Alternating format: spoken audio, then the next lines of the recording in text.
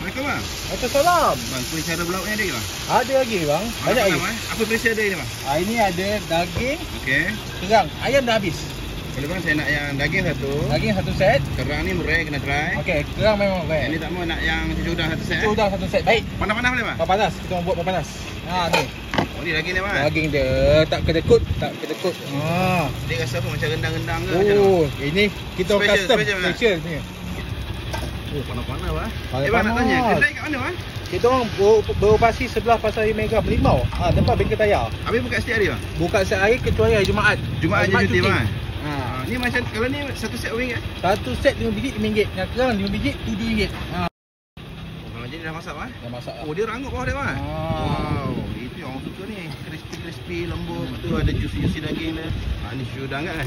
Cucu udang, kita guna udang laut ya, bukan udang kertas. Yang ni macam mana harga kak? Satu set ada 4 pieces, kira RM5. Dia pakai kuah sambal ke kuah kacang? Kita ada 2 kuah, kuah kacang dengan kuah sambal. Dua-dua ada kak? Ya. Sekejap lah.